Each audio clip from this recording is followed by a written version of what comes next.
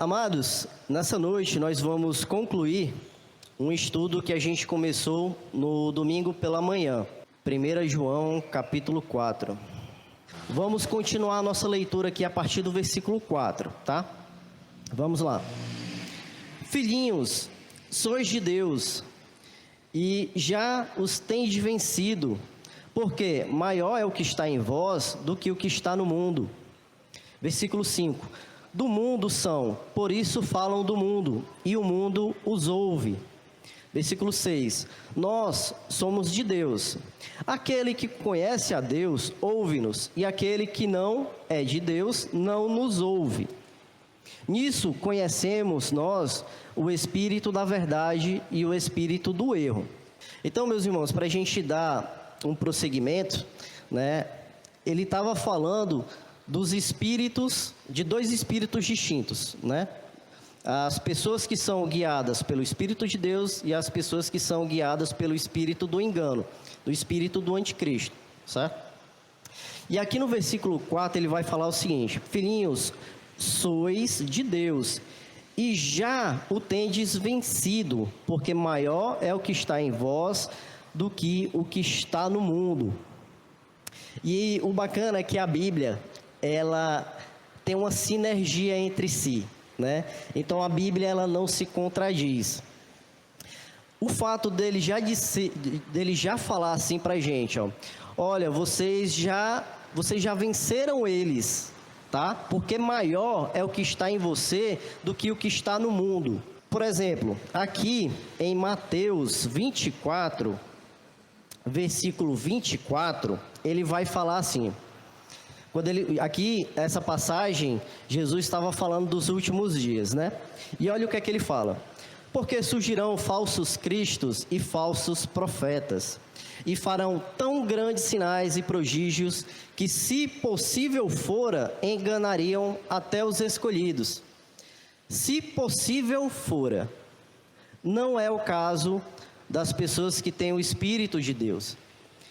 Olha só, vamos ler novamente aqui, para ficar bem gravado na mente dos irmãos. Filhinhos, sois de Deus, ou seja, vocês são de Deus, pertencem a Deus, são propriedade de Deus. Deus colocou o Espírito Santo em vocês, selados, vocês são selados com o Espírito Santo para um resgate que ocorrerá um dia, certo? Vocês são propriedade de Deus, E ele fala, e já os tende vencido.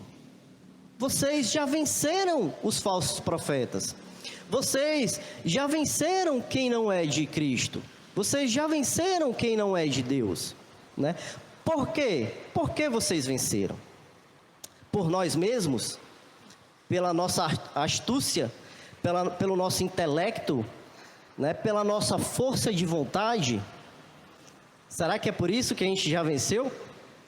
Não, ele fala aqui. Porque maior é o que está em vós do que o que está no mundo.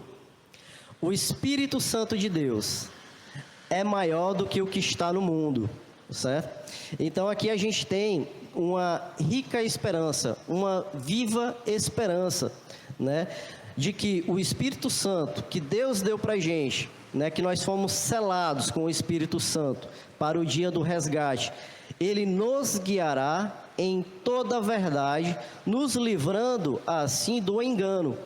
Lembre-se da passagem de Mateus: se possível fora, enganaria até os escolhidos, mas não é possível, Então, meus irmãos, nesse ponto aqui, a gente vê que os que são de Deus, eles tendem a não cair em enganos, não pelo menos permanentemente. Os que são de Deus, eles podem cometer alguns deslizes ou até serem enganados em alguma etapa da vida, em algum momento da vida. Mas é certo que o Espírito de Deus nos conduzirá em toda a verdade. E aí os nossos olhos em algum momento vão se abrir para a verdade da Bíblia, certo? Nos livrando assim dos enganos, das heresias, dos falsos profetas. Vocês que estão aqui hoje, a maioria veio de várias congregações, estavam aprisionados em vários ensinos errados, como que o dízimo é para os dias de hoje, que o dízimo é obrigatório, que você tem que guardar o sábado. Se você não fizer essas coisas, você não é salvo. Não era mesmo, meus irmãos? Então, em algum momento da vida da pessoa que é regida pelo Espírito de Deus, ela vai ter os seus olhos abertos pelo Santo Espírito, né? E aí, lendo aqui novamente esse versículo, ele vai falar que maior é o que está em vós do que o que está no mundo. Os especialistas concordam, praticamente é uma unanimidade, que o que está no mundo seria Satanás, né? Que é representado pelos seus servos espirituais e também os seus servos de carne, aqueles que já o servem, que estão totalmente dominados pelo espírito do maligno, né? Por mais que a Bíblia fale que os filhos das trevas, eles são mais astutos, né, mais espertos, digamos assim, do que os filhos da luz, perceba que em várias passagens a Bíblia dá como certo que os escolhidos, eles não podem ser enganados, né, pelo menos permanentemente, certo? Porque maior é o que está em nós do que o que está no mundo. Maior é o Espírito de Deus nas nossas vidas do que o espírito do engano. Por mais sofisticado que seja esse engano, né? Por mais ardiloso que seja essa trama, nós jamais permaneceremos para sempre no engano, certo? Uma hora o Espírito Santo de Deus vai nos resgatar de dentro daquele engano. Então temos certeza da vitória. Olha que versículo maravilhoso esse daqui, né? O versículo 4.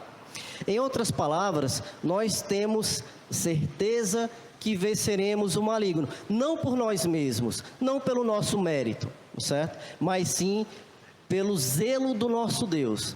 Vamos avançar aqui, meus irmãos, para o versículo 5.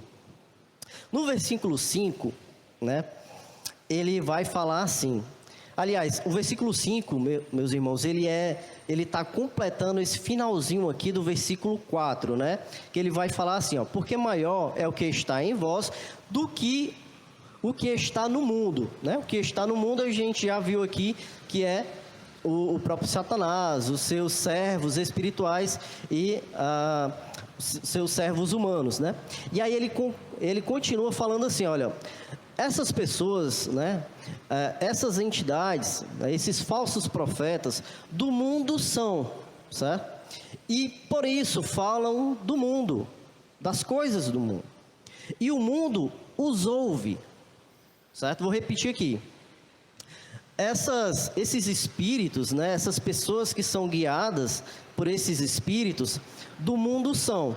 Quer dizer, meus irmãos, que essas pessoas, né, elas amam tudo que está no mundo. Elas pensam igual ao mundo, certo? Elas têm as suas mentes, as suas vontades, as suas necessidades moldadas pelo mundo, certo? Meus irmãos, eu preciso que vocês entendam que o engano, ele é mais atrativo para as pessoas que não são crentes, ou para os falsos crentes, né, ou os falsos profetas, do que a verdade da mensagem do Evangelho, certo? Então, o engano, tudo que for de engano, é mais atrativo para eles tendem digamos assim, ter aquilo, o engano como verdade, do que a verdade que o Evangelho traz para as vidas deles, certo? Para a vida deles, né? E já a gente vai ver o porquê disso, né? Meus irmãos, a verdade do Evangelho não é popular ou agradável para os falsos crentes ou para o mundo, certo? Eles se sentem incomodados, né, com essas verdades da Bíblia. Então vamos ler aqui o versículo 5 novamente. Do mundo são, por isso falam do mundo, e o mundo vos ouve, certo? Amados, eu queria deixar um exemplo aqui para vocês do que esse versículo está falando, né? Um exemplo bem recente, aconteceu aí há Eu acho que não tem nenhuma semana direito que aconteceu. Eu acho que todo mundo aqui conhece o grande pastor e cantor Kleber Lucas, né? Acho que todo mundo já, inclusive, todo mundo já cantou as suas músicas, né? Inclusive músicas que, em sua boa parte, grandes sucessos, que estão alinhados com as Sagradas Escrituras, né? E aí, meus irmãos, nessa semana, ele deu uma entrevista, né, em um podcast, junto com Caetano Veloso, músico, todo mundo conhece, né? E aí, ele, em determinada parte, né, do assunto, ele citou um hino da harpa cristã, que é o hino 39, que é aquele hino Alvo Mais Que a Neve, né? E aí, ele fez algumas acusações a esse hino, certo? Ele acusou o hino de ter um discurso de dominação, né, de ideias de embranquecimento, e que a letra do hino é eurocentrada, ou seja, é baseado na narrativa da Europa Ocidental, né, de superioridade do povo europeu branco, né? Ou seja, em outras palavras, ele quis dizer que a letra desse hino era racista.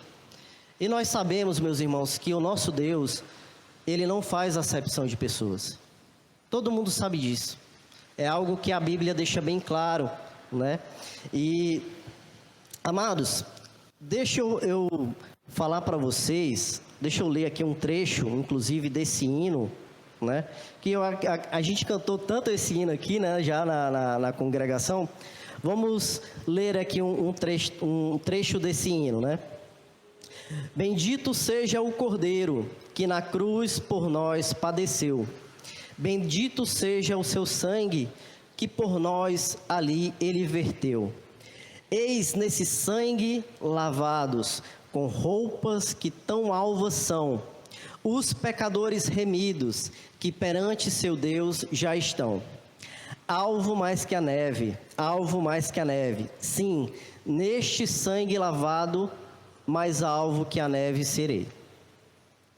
Perceba, meus irmãos, né, que aqui no começo desse hino, ele está falando a respeito do sangue de Cristo, né, e sobre a necessidade, né, que nós cristãos temos de sermos lavados nesse sangue, para a limpeza dos nossos pecados. Não é da limpeza da pele. Quer uma prova? Vamos lá. Esse hino, certo, meus irmãos, ele foi escrito em 1881, né? E ele é inspirado em Isaías 1:18. Deixa eu ler Isaías 1:18 aqui para vocês. Venham, vamos refletir juntos, diz o Senhor.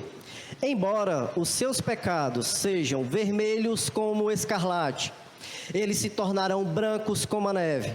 Embora sejam rubros como púrpura, como a lã se tornarão. Meus amados, perceba que esse hino, que é inspirado em Isaías 18, ele nada tem a ver com questão de embranquecimento de pele. É tudo, meus irmãos, sobre o pecado. E isso para todas as pessoas, para brancos e negros, para ricos e pobres, para pessoas que têm instrução, para pessoas sem instrução, para reis e para plebeus. Todos têm essa necessidade de serem limpos de seu pecado, aliás, né? E só o sangue de Cristo tem a possibilidade de nos deixar limpos, né? Perceba que por toda a Escritura, ele vai falar da necessidade da limpeza das vestes, do embranquecimento de vestes, certo? E também de pecados, né? Vamos lá, em Apocalipse 7:14, olha aqui o que é que a palavra vai falar para a gente, ó. Respondi, Senhor, tu o sabes. E ele disse, estes são os que vieram da grande tribulação, que lavaram as suas vestes e as alvejaram no sangue do Cordeiro. por toda a Escritura, meus irmãos, ela vai concordar que este embranquecimento, esta necessidade, certo, de alvejar, de sermos brancos, é em relação aos nossos pecados, às nossas vestes, para que possamos estar limpos e agradáveis a Deus naquele dia, que nós possamos estar de pé diante do nosso Deus naquele dia. Vamos lá, mais um aqui. Marcos 9:2 vai falar da seguinte forma: suas roupas se tornaram brancas, de um branco resplandecente, como nenhum lavandeiro no mundo seria capaz de branqueá-las. Isso era durante a transfiguração de Cristo no monte, né? E é assim, meus irmãos, que nós, se Deus quiser, estaremos diante do nosso Deus naquele grande dia. Vamos estar dessa forma, resplandecentes, né? Perceba, meus irmãos, que essa afirmação, ela passa muito longe da verdade bíblica. Vocês estão compreendendo? Kleber Lucas, ele tem milhões de seguidores, né? Ele fala para muitas pessoas. Então, existem pessoas que ainda não tiveram a oportunidade de serem, digamos assim, de terem um contato saudável com o Evangelho. Existem pessoas que, por verem vários absurdos na televisão, né, de falsos profetas, falsos pastores, ainda não puderam ter tido a oportunidade de ter um contato genuíno com uma pregação do Evangelho, com a verdade do Evangelho, né, digamos assim. E aí essa pessoa, ela escuta algo desse tipo e ali ela já forma um preconceito, né, bem estabelecido na sua cabeça. Então, olha o perigo, né, de você, praticamente aqui a Escritura foi torcida, né? Deixa eu ler novamente aqui o versículo 5. Do mundo são, por isso falam do mundo, e o mundo os ouve. Eles são do mundo, estão alinhados, certo? Com o que o mundo quer, com o que o mundo pensa, né? E o mundo escuta eles. Então, meus irmãos, eu fico imaginando aqui, certo, que por que essas pessoas fazem isso? A verdade é que tem muitas pessoas que estão entre nós, nas igrejas, que elas só querem um aplauso do mundo. Sabe, meu irmão, a verdade do Evangelho não é mais suficiente para essas pessoas, né? Então, o que é que elas fazem? Elas alteram, né? Elas alteram a verdade bíblica, ou elas torcem a verdade bíblica, né? E aí ele pegou o hino inspirado e alinhado corretamente com a Bíblia e moldou de acordo com o que aquelas pessoas queriam ouvir, sabe, meus irmãos? Como elas queriam que realmente fosse. No final ele até falou assim, olha, tem uma teologia branca ou uma teologia preta que está chegando agora no Brasil. Aí como assim uma teologia preta? Eu já vi muito tipo de teologia, né? Teologia reformada, teologia pentecostal, certo? Mas agora quer dizer que a gente vai ter que ter vários tipos de teologia. Então vai ter a teologia que é feita, moldada para pessoas pretas. Vai ter a teologia que é feita, que é moldada para pessoas brancas. Vai ter a teologia que é feita, que é moldada para pessoas ricas. Vai ter a teologia que é feita, que é moldada para pessoas LGBTQIA+. É isso, meus irmãos, que está acontecendo agora? Porque a verdade de Deus, a verdade da palavra de Deus é uma só. E é a mesma para todas as pessoas. Homens, mulheres, certo? Pretos, brancos, ricos, pobres, com instrução, sem instrução. Ela é a mesma, hoje e sempre, certo? Então, percebam que essas pessoas, elas vão se desviando, meus irmãos, né, da sã doutrina de Cristo, vão se desviando do sentido real das Escrituras. Vamos avançar aqui para o versículo 6. Olha aqui nesse versículo, ele começa falando assim, fazendo a mesma distinção. Nós somos de Deus. Aquele que conhece a Deus, ouve-nos. Deixa eu ler novamente aqui. Nós somos de Deus. Aquele que conhece a Deus, ouve-nos. Aquele que não é de Deus, não nos ouve. Nisto reconhecemos nós o espírito da verdade e o espírito do engano. O que é que ele está falando aqui, basicamente? Assim como João escreveu essa carta, há cerca de quase 2000 anos atrás, é a mesma situação agora, certo? A gente está falando para as pessoas, né, das verdades do Evangelho, das verdades bíblicas, né? E aí tem muitas pessoas que vão ouvir. Aquelas pessoas que são guiadas pelo Espírito Santo de Deus, elas podem até retrucar no primeiro momento, mas o Espírito Santo vai incomodá-las. Elas vão para as Sagradas Escrituras, elas vão analisar com sinceridade a Bíblia. E elas vão saber que aquilo que nós estamos falando, que está alinhado com a palavra de Deus, é realmente verdade, é o correto. Porém, o inverso também acontece.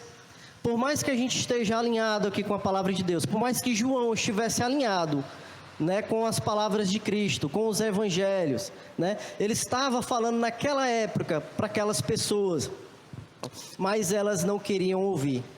Elas queriam permanecer no engano, certo? Para elas, o engano era mais interessante, certo? Para elas iam continuar vivendo a vida delas como se nada tivesse acontecido, porque elas queriam moldar as Escrituras de acordo com as necessidades delas, certo? Hoje em dia, meus irmãos, não é diferente, né? Quando ele fala aqui, ó, aquele que não é de Deus não nos ouve, certo? Eles não vão atender o Evangelho. Eles não vão atender ao verdadeiro Evangelho. Mas, se derem para eles um Evangelho alternativo, um Evangelho que se adeque mais à necessidade deles, eles vão enaltecer essas pessoas, eles vão escutar essas pessoas, eles vão seguir essas pessoas. Está entendendo aí, irmão? A verdade dessa palavra, os desafios da igreja, eles não mudam, eles são praticamente os mesmos. Aqui passou-se 2000 anos, desde quando João escreveu essa carta, mas as coisas continuam iguais, né? Então, meus irmãos, quando ele fala aqui que nisto conhecemos nós o espírito da verdade e o espírito do erro, é dessa forma que nós conhecemos quem chega até nós se dizendo ser de Deus. É por essas coisas, são por esses frutos, são por essas características. Quem é de Deus, meu irmão, não tenta mudar a verdade de Deus em engano. Quem é de Deus, meu irmão, ele não vai tentar corromper a palavra de Deus para atender às suas próprias expectativas. Antes ele mesmo, o próprio, vai mudar para atender às expectativas da Escritura, da palavra de Deus. Perceba a diferença. Enquanto uns tentam mudar as suas vidas para se adequar à Escritura, outros tentam mudar a Escritura para se adequar a eles. É isso que está acontecendo hoje e que já aconteceu no passado. Não existe nada de novo sob o sol. Tudo que é já foi, meus irmãos. Então, isso, até Jesus voltar, é isso que vai acontecer. E vai se intensificar ainda mais. Porque leis serão aprovadas, meus irmãos, para que quando nós falarmos das verdades bíblicas, será descrito por eles como discurso de ódio. E assim, eles proibirão certos pontos da Escritura, deixando somente as partes mais doces e mais belas. Então perceba, meus irmãos, que os desafios são os mesmos, né? Pode até mudar as heresias, podem até tentar classificar partes da Bíblia como discurso de ódio, certo? Mas a verdade de Deus vai permanecer, né? Assim como foi no passado, a verdade de Cristo, a verdade de Deus, a verdade do Evangelho permaneceu, atravessou todas as probabilidades, todas as perseguições, todas as heresias, todos os enganos daquela época. Assim, nesse momento que nós estamos agora passando, a verdade de Deus também prevalecerá sobre esses ataques, né? Sobre essas heresias, sobre a perseguição que há de vir, meus irmãos. Preste atenção, seja cauteloso, não aceite ninguém que chega até você dizendo, eu sou de Deus, e logo em seguida fala uma heresia, e logo em seguida se comporta de maneira avessa ao Evangelho. Não aceite qualquer coisa, meu irmão. Aprenda a esperar na palavra de Deus. Procure uma segunda opinião. Esteja com os olhos abertos. O Espírito Santo de Deus, ele vai te incomodar quando você estiver diante do engano, certo? Quando você estiver diante de algo que passa longe da Escritura de Deus, certo? Como muitos de vocês estavam presos antes em muitas congregações com sutis enganos, né, que parecem ter alguma sabedoria, né, que parecem ter um ensino de piedade, mas não tinham, eram só para aprisionar vocês, né? Então, meus irmãos, não aceite qualquer um que venha até vocês dizendo, eu sou de Deus, eu tenho o Espírito de Deus. Provem essas pessoas. Provar como? Vejam como é a vida dessas pessoas. Vejam como elas se comportam na sua vida. Vejam como ela trata a palavra de Deus. Vejam se ela torce a palavra de Deus, certo? Para justificar aquilo que ela quer, ou se ele se transforma para se adequar à palavra, e se ele ensina dessa forma. É por esse motivo, são por essas coisas que a gente vai identificar quem é um falso profeta ou quem é um profeta de Deus, quem é um homem de Deus e quem é um enganador. Tá ok, meus irmãos? Eu espero que esse breve ensino, a conclusão desse ensino, tenha edificado a vida de vocês hoje, tá?